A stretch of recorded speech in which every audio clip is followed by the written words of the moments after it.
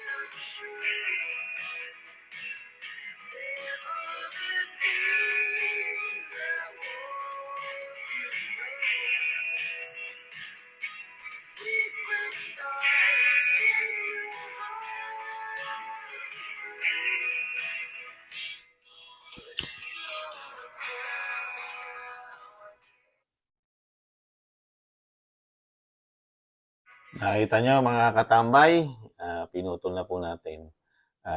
Magbigay tayo ng komento kay Vice President Sara Duterte.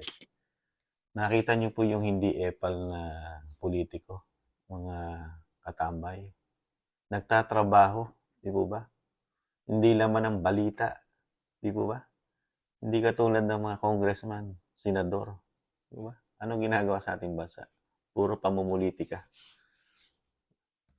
Hindi katulad ng ating Vice President.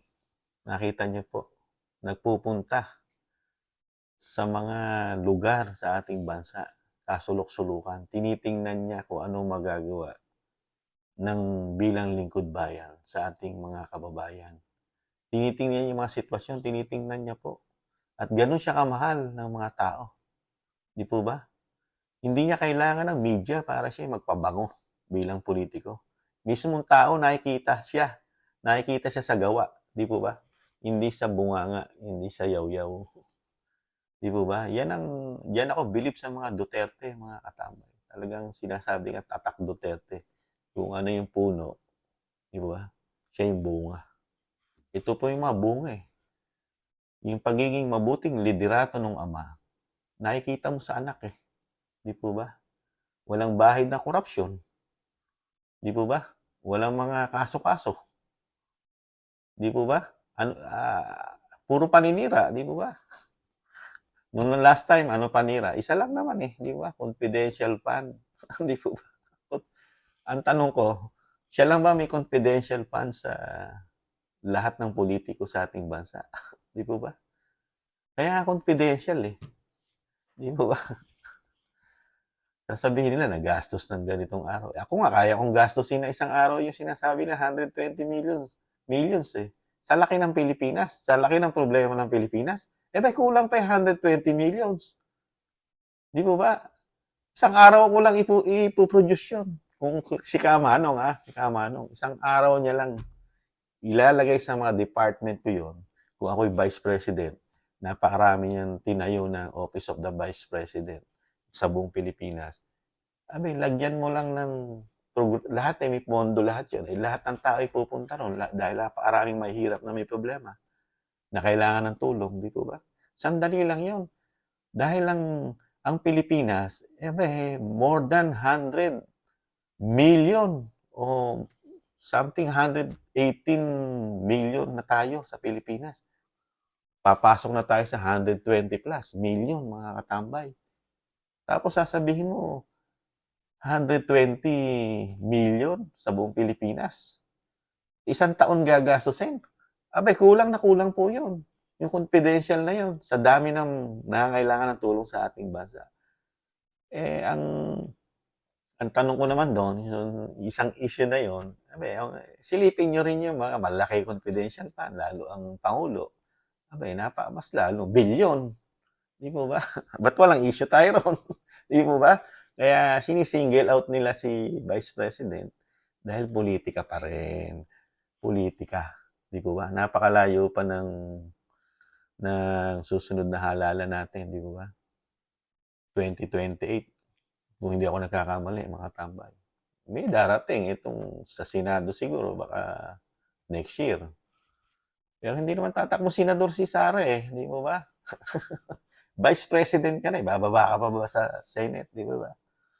Kaya masyado ang mga politiko natin, yun nga sinasabi ko, ganito dapat ang kailangan ng mga kababayan natin. Itong politiko na ito, si VP Sara, nagtatrabaho para sa atin, para sa ating mga Pilipino.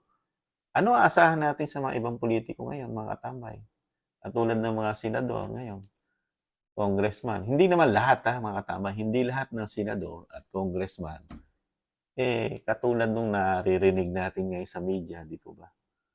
Inuuna yung mga kapakanan nila, mga ambisyon nila. Alam naman natin yun di po ba? Yung ginagawa nilang tiyatsa ngayon, di po ba? Meron pong ano po yun, meron po sila ambisyon doon. Kahit sabihin mo na iaayos lang nila yung, meron lang silang mga ilan aayusin sa 1987 Constitution, meron pa rin nakapaloob doon dahil sila yung mga politiko May mga interest po yan, di po ba? Kahit sabihin mo about sa economy natin yung plano nila, meron at meron pa rin yan mga katambay. Hindi mawawala. Mga politiko po sila. May mga ambisyon po sila. Di po ba? Kapangyarihan po yan yung binibigay natin. Kaya sinasabi ko sa mga nakaraan nating vlog, spoiled po sila sa atin. Ang mga politiko sa ating bansa, spoiled. Hindi po katulad sa ibang bansa. Kahit sa Japan. Sa Japan, di po ba? Pagka merong bahid ng korupsyon doon, ang mga Hapon, iba ang paninindigan ng Hapon. Yung iba nga, nagpapakamatay pa di po ba? Pagka sa kahihiyan, lalo kung merong mga issue sila, yung mga politiko, merong mga politikong nagpapakamatay sa Japan. Abay, sa atin hindi. Di po ba? Wala kang makikita ng politikong nagpapakamatay dahil sa bayan, dahil sa kahihiyang ginawa nila. Hindi, wala sa atin ganun. Sa atin, kahit di umano, nagkakasala na nawawalan pa ng sala Di po ba? Nababaliktad pa Saka madaling magpatawad ng mga Pilipino. Yun lang po ang masasabi ko dyan. Mga Pilipino, madaling makalimot, madaling makapagpatawad.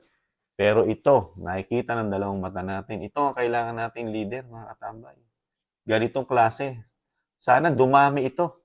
Paramihin natin, mga politiko, gayahin nyo naman po ito, mga Duterte, para umasenso naman ang ating bansa. Di po ba? Ganyan ang klaseng politiko na kailangan namin. Hindi namin kailangan ng mga epal na politiko na lagi lang nagsasalita sa media. Wala naman tayong nakikita improvement sa ating bansa. Puro salita lang. Lalo na pag nalalapit ang halalan. Pag nalalapit ang halalan, aba, maiingay. Di po ba?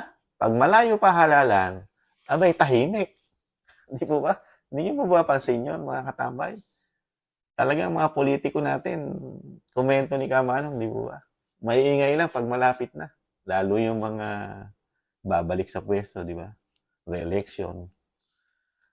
Hindi katulad yung yung example ko nga, si Vice President, saka mga Duterte, nagtatrabaho. Hindi politika inuuna nila, trabaho. Kasi yun yung sinumpaan nila bilang politiko, lingkod bayan. Di po ba? Lingkod bayan yung ibang politiko natin, hindi Ang pinaglilingkuran, mga sarili nila. Pangalawa na lang yung bayan. Di ba? Para tayong, sa ibang politiko, para tayong namamalimos. Namamalimos tayo ng serbisyo na ang bayan natin ayusin sa kahirapan. Ang problema ng bayan natin, lalo sa pagkain, sa bilihin, napakamahal. Hindi naman po puwedeng hindi natin bilhin yang mga pagkain na yan, kailangan natin yan, eh. Mamamatay tayo mga katambay 'pag hindi tayo kumain, 'di po ba? Napakaliit ng income ng mga mahihirap na Pilipino, tapos ang bilihin kita taas. Eh, hindi naman magagawa ng Vice President natin 'yon, dahil Vice President siya, hindi naman puwedeng saklawan yung Pangulo, 'di po ba? Kaya kung loloobin maging presidente siya, eh, may comparison tayo, eh, 'di po ba? Yung tatay niya, 'di po ba? Yung tatay niya never naging ₱60 ang bigas, 'di ba? 60 plus. Kaya may comparison tayo kung paano mamuno ang mga politiko. Ito, may comparison na tayo na tayo, may comparison tayo yung tatay niya, 'di ba? Pamumuno. Tapos siya bilang Vice President, ilan lang naman ang hawak niyang department. Nagagampanan niya ng mabuti, 'di ba? Hindi naman siya pangulo. Kaya doon siya nagpo-focus, eh. Kaya kung meron mang mga oposisyon o bumabati ko sa kanya, hindi po siya presidente, mga katambay. Busy lang po siya. Kung ano po ang tinalaga sa kanya, department ng presidente, yun lang po ang saklaw niya bilang vice president.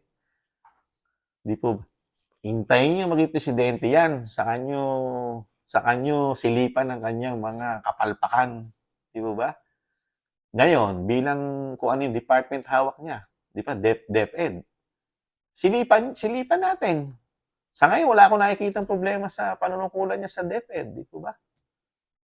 Yun yung binigay ng Pangulo. Maganda niyang napapatakbo. Number 1 pa nga po eh, di po ba? Sa lahat ng ahensya ng gobyerno, number 1 ang DepEd. Dati, nung mga nakaraang administrasyon, hindi nagiging number 1 ang DepEd. Di po ba? Sa performance. Magmula nung hawakan ng Vice President natin, naging number 1, di po ba? Hindi natin maitatanggi yan dahil may survey na lumabas, di po ba? Kaya lang, hindi nga po mabango ang mga Duterte sa media. Hindi natin alam kung bakit. Kung sino yung nagtatrabaho ng tapat na politiko at pinaglilingkuran ng taong bayan, yun yung hindi minamahal ng mga media natin, di po ba? Pansinin nyo mga katambay, ang mga media natin. Yung nagtatrabaho ng ayos, hindi nila pinapansin. Yung mga di umano na nagtatrabaho ng hindi tama, sikat na sikat sa media, mga katambay. Hindi ba? Laging laman ng balita. Doon ka magtataka sa media natin. Only in the Philippines yata. Yun po, mga katambay. Proud po ako na meron tayong Vice President na katulad ni Sara Duterte. Sana po dumami po ang katulad ni Sara ng mga Duterte sa ating bayan. Kailangan po natin ng bayan ng mga ganyang politiko na hindi epal, mga katambay. Sana po dumami sila. At gayahin din ang ating mga politiko. Kasi kung gagayahin nila ang mga Duterte, hindi na nila kailangan ng media. Mismong tao na ang magsasabi na manungkulan ka para sa amin. Di po ba? Yan ang kailangan ng ating mga politiko. Gayahin nyo po, mga politician natin, ang ginagawa ng mga Duterte paglilingkod. Di po ba? Yan lang ang makuha nyo na diskarte ng pagiging politiko. Baka hindi na kayo mawala sa pwesto, mga politiko. Advice lang po ni Kamanong yun. Muli po, mga katambay, si Kamanong po, dito sa Tambayang Makabayan. Nag-iiwan po. Muli po, antabayanan nyo po. Meron po tayong mga next video na tatalakayin.